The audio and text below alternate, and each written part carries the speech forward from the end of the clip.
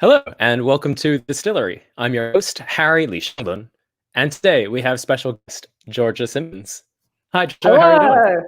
I'm well, thank you. How are you?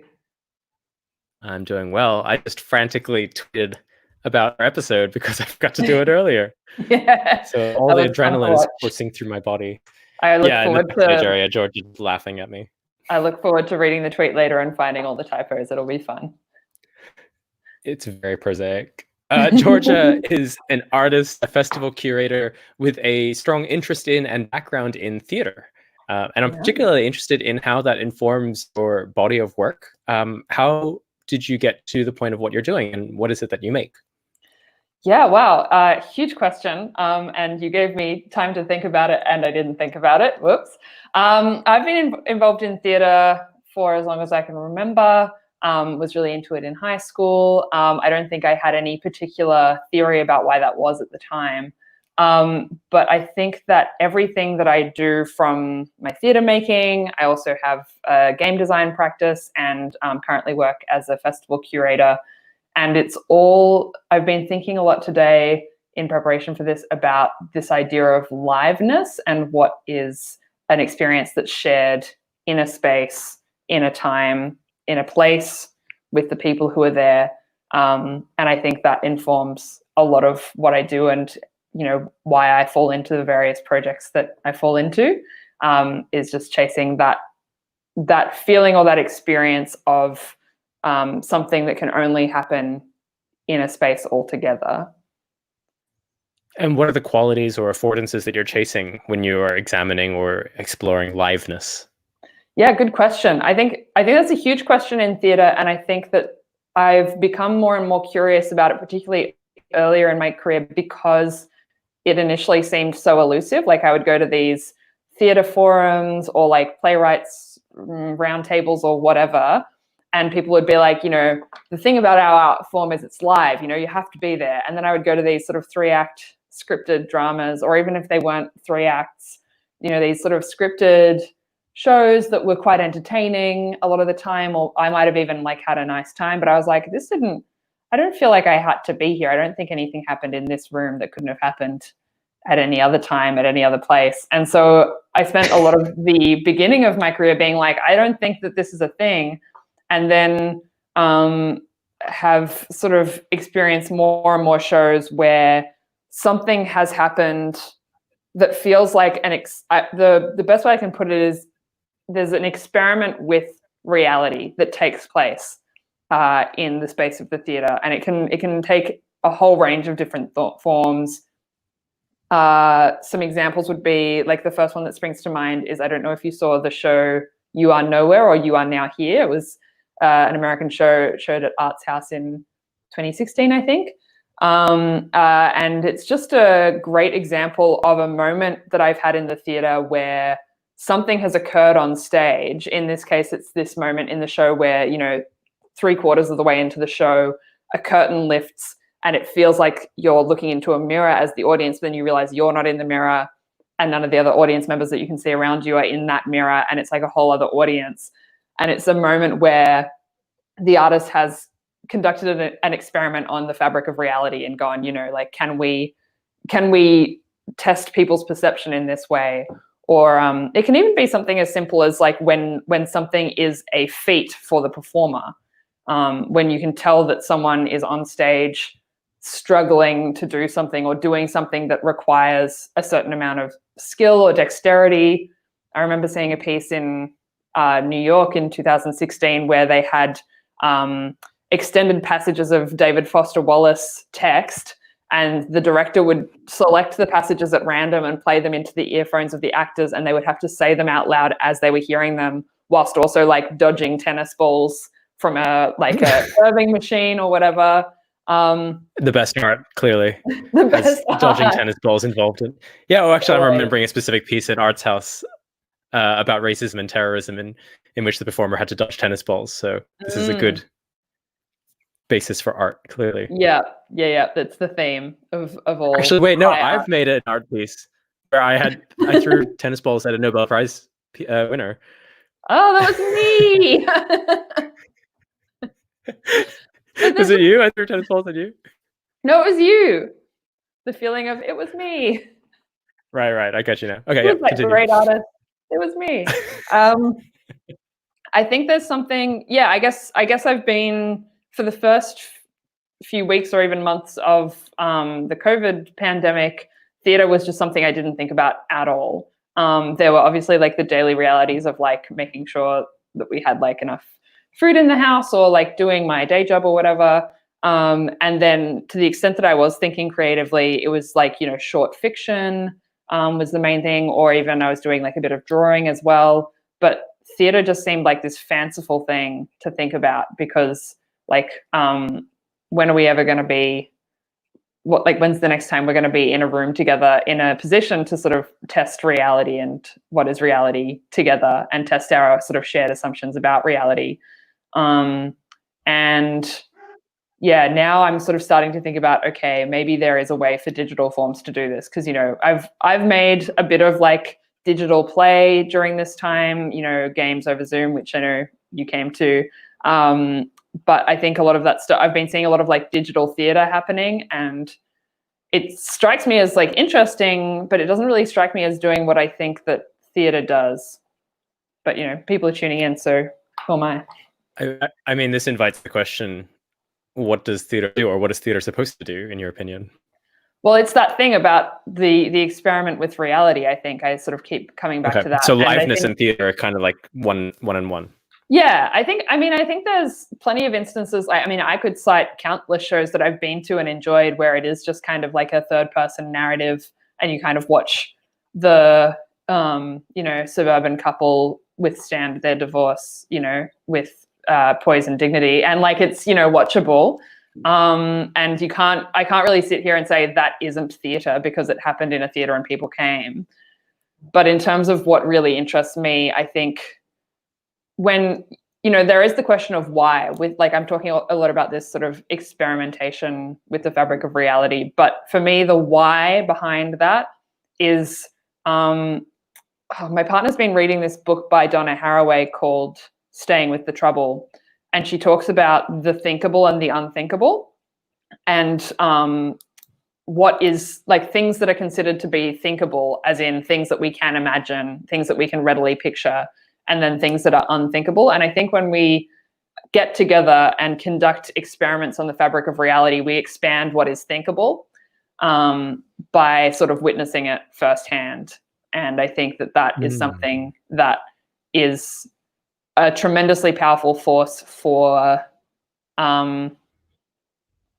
what, I don't know, for the right things, you know, that's just the category of the right things, you know, whether that's democracy or whether that's, you know, social change or whatever it is that one might be trying to achieve. I think that being able to practice the art of getting together and imagining the unimaginable feels really important. It feels like you're painting a picture of the quality in theater that you're interested in is liveness, which is an exploration of the tearing or poking at the fabric of reality itself in an effort to create these value-driven outcomes of social change or democracy. So that's kind of like the pathway towards the values that underpin the medium.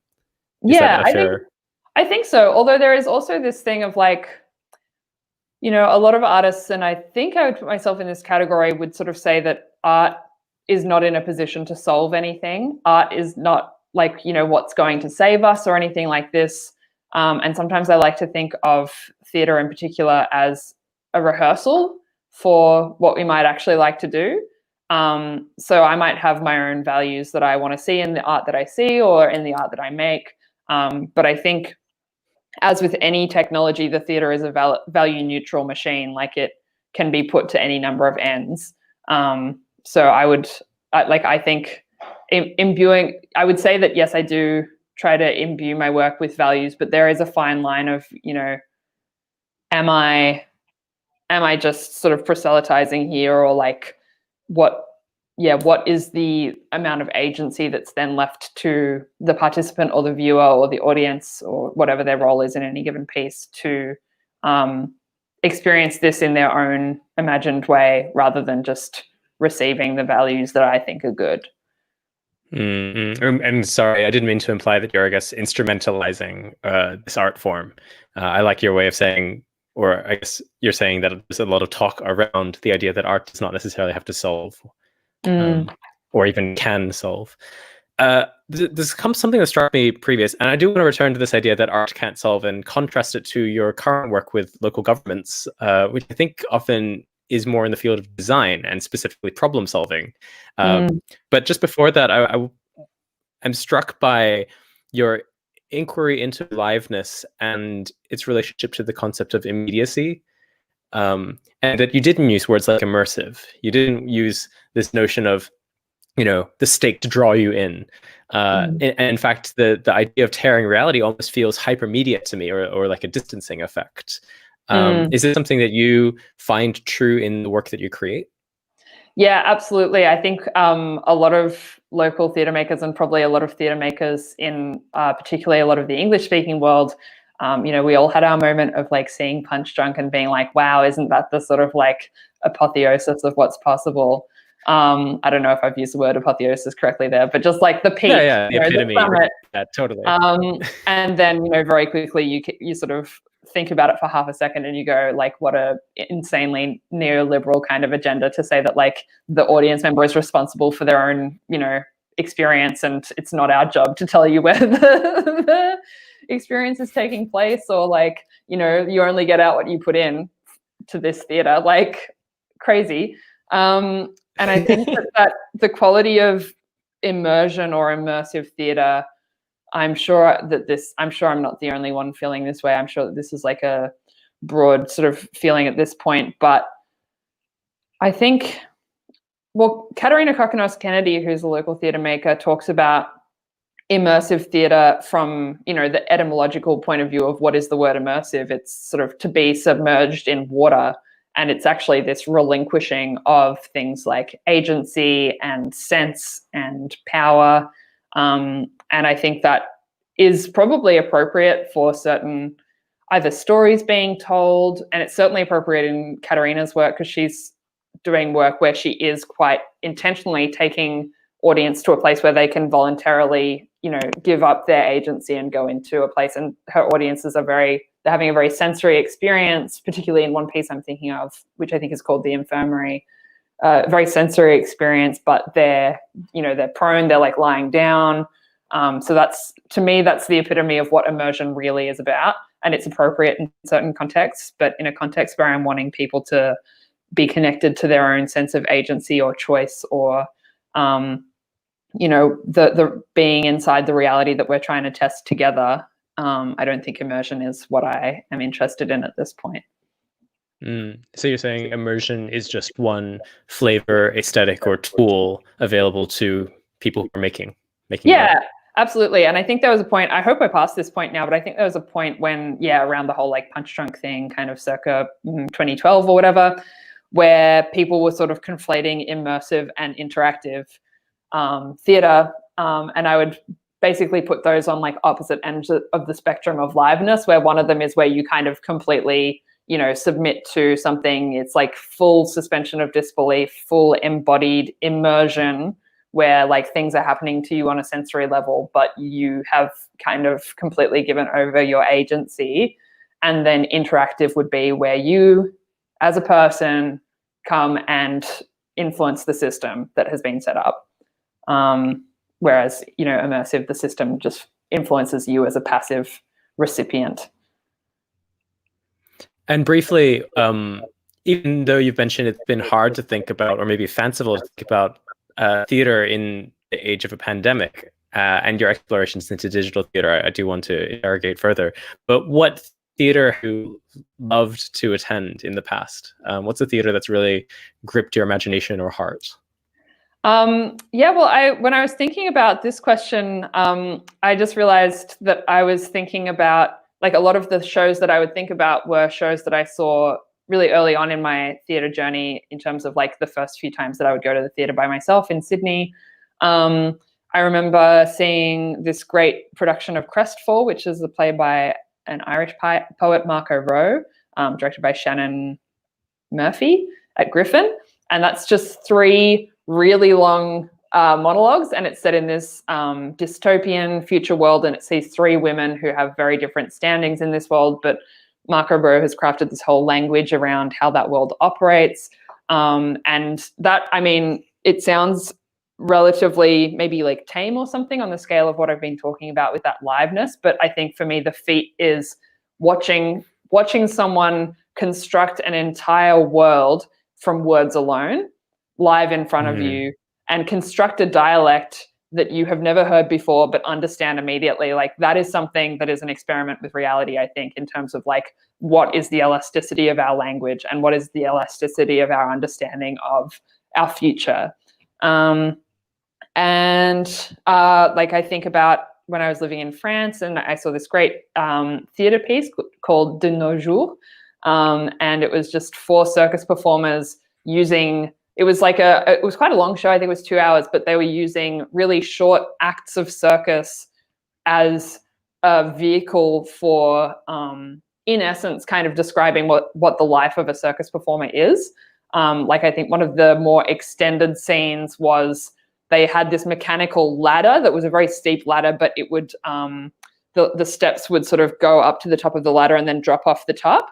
And someone sort of started walking up the ladder slowly, and then was sort of like walking as the steps were sort of like going past him. And then his fellow performers had to rush to grab the steps as they fell and insert them back into the ladder so that he wouldn't fall off the ladder because there were no steps.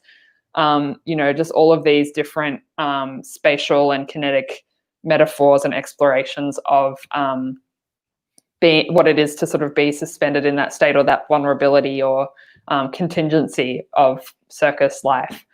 So just anything that, I love the poetic visual metaphor of circus. I think it's so strong and exciting. Oh, me too. I it's one of those things where I sometimes feel a bit daggy for loving circus as much as I do, but I just think any given act of circus, maybe it's because of having seen this one show that was explicitly about that, but I think I now read all circus in that way of like contingency and like vulnerability and the act of daring, and then what else might be laden within that.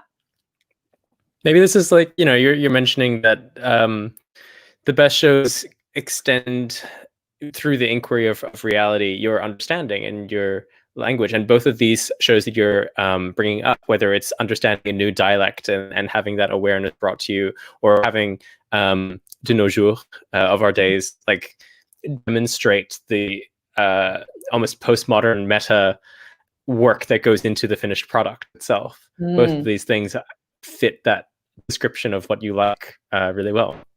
Yeah, I mean, it's I hadn't, as I mentioned, I hadn't been thinking about theatre, but your invitation to think about it is just really making me realize how much I miss it. And I think particularly recently, I think there's been a lot of great shows that sort of went on last year or whatever, but a lot of also maybe just things that like things didn't seem to be experimenting in that way, and people did seem to be sort of retreating into more familiar forms. And I think maybe my familiarity with the form and also my enthusiasm for the form was dwindling a little bit. But I think hopefully, there's so many terrible things that come out of this time, but hopefully something is that people have a renewed understanding of why we came together. Because I think a lot of the stuff that's sort of been labeled digital theatre, where it's sort of like a play that people live stream, like people are not really turning up to that in droves because Netflix is truly like right there.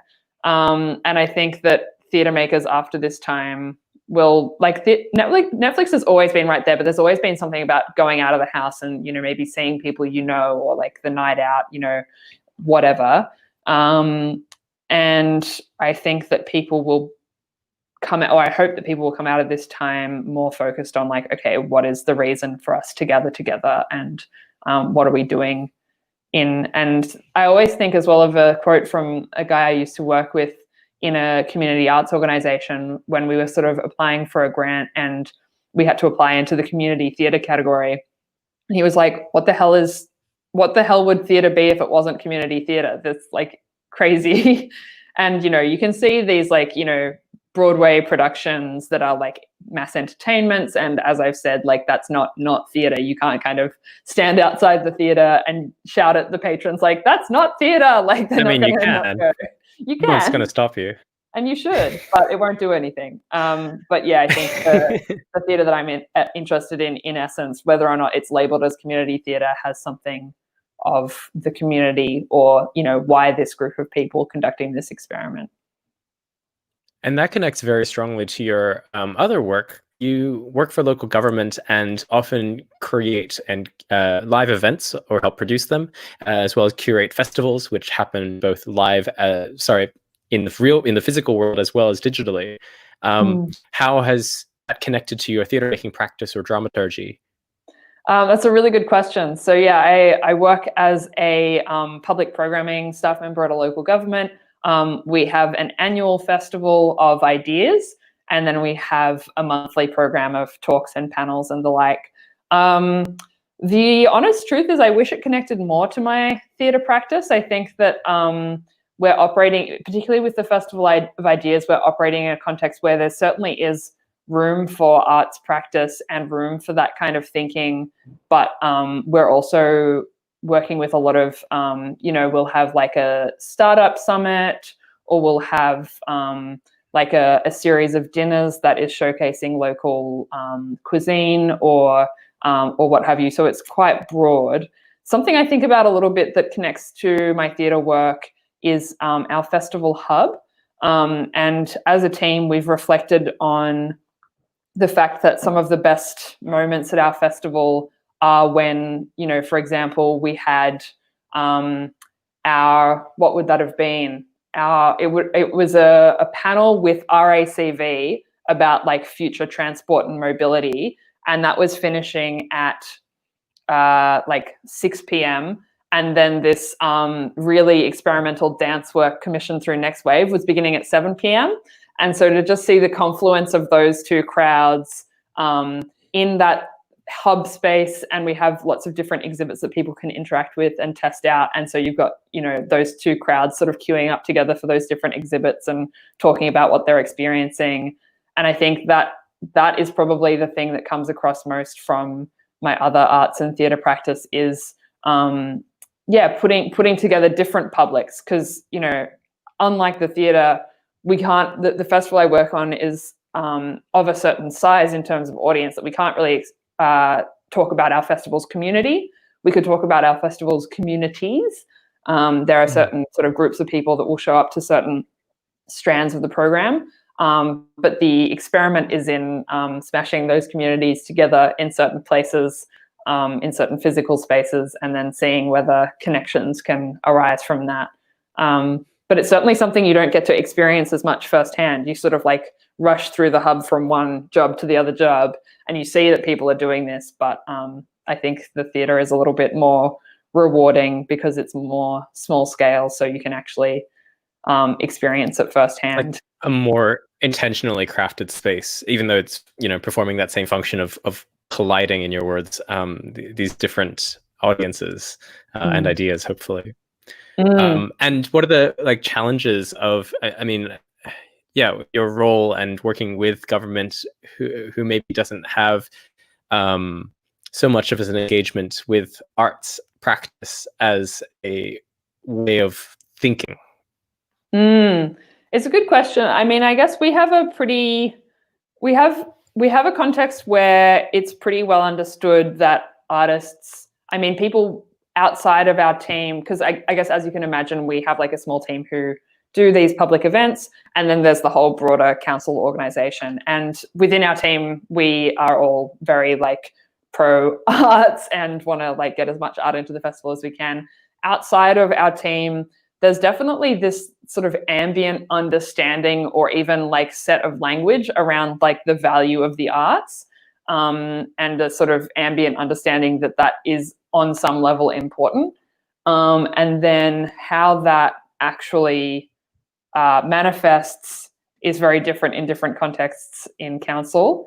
And I think in our context, we put on this festival under the guise of it being something to do with the knowledge economy and showcasing the knowledge economy to itself as a way of sort of building up said knowledge economy. And artists obviously form a fundamental part of that knowledge economy. They don't form a part of that knowledge economy that is necessarily always directly linked to dollar bills. And so for that reason, it can sometimes feel a little bit difficult to advocate for what the role of artists is in the knowledge economy. And then, the question of whether or not we ought to even be having that conversation about the knowledge economy, or sort of like more clearly defining what is the knowledge economy or why we want to go in that direction as a city. That is probably the point that the capacity to have the conversation kind of caps out, and we don't really have the capacity to go there just yet. Right. So it's like difficulties of evaluating the value and figuring out like the approaches that you will take itself is a conversation that like there is no conversation or value for. Or it's really difficult to have that conversation itself. Yeah, it's definitely something that we have to sort of advocate upwards, because there's definitely a lot of people who work directly in the context with me, or even, the government, the local government that I work for has a great arts program as well. And in those programs, there's definitely a lot of sense of like different metrics that we could use to measure value or impact or things like this. But we definitely have to advocate those up, because at present it's a very economic rationalist context, as you might expect in a government institution. And harking back to that bookmark about art and design, I know that you have put together events, in the capacity of thinking about knowledge and ideas, where design as a problem-solving framework is presented as the future of the city, of local government areas. And I know that you have a little bit of pushback or a provocation around that. Yeah, absolutely. It's something that's super interesting. There's a lot of precedent for this around the world, this idea of embedded design practice in government generally and local government in particular. And this idea that, in one sense, it's trying to solve for what is a legitimate problem, which is the classic sort of catch cry of like government officials going to external agencies to develop reports that the government already knew like the answers to, and like that whole self-perpetuating system. So this idea of embedding design practice in government is an attempt to say, okay, we don't need to be going to outside experts to sort of generate a report based on our specifications. We can actually just have designers in-house.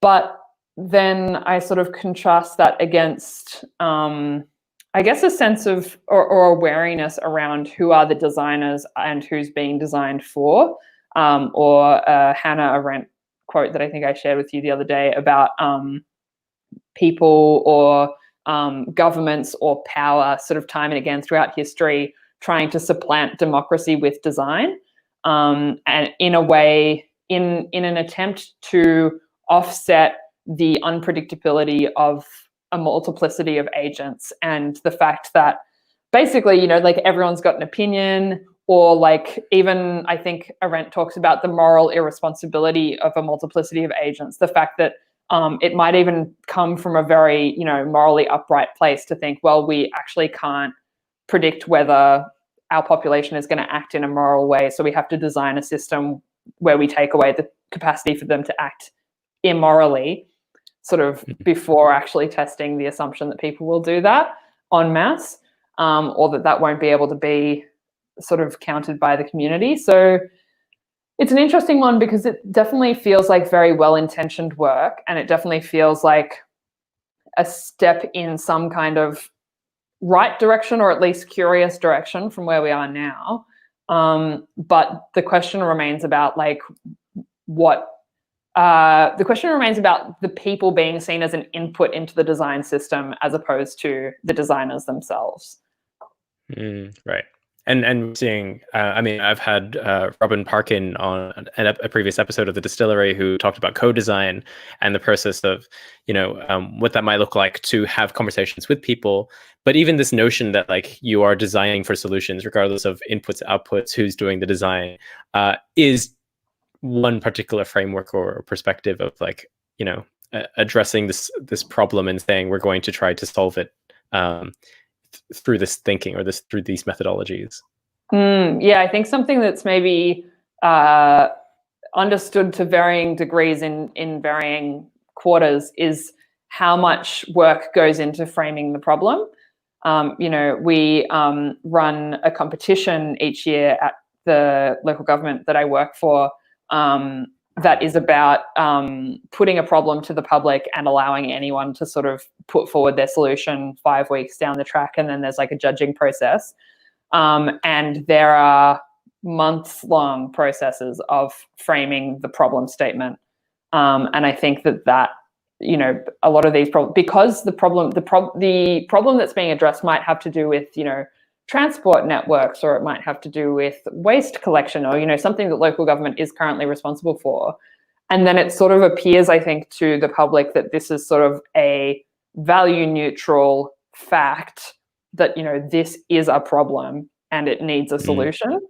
And I think in some of the examples that I've just cited, like, of course, there are parts of those systems that we could look at and we could try and make function in such a way as to, prevent waste, or to make those systems function better for the people or whatever.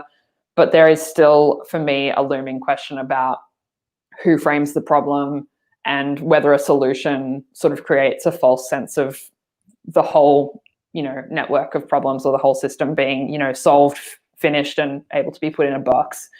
And I would admit that some of this is a little bit, a lot of people who work in these areas that would, listen to me say these things would say that it's all like quite simplistic, and, a lot of these things are taken into account in these processes.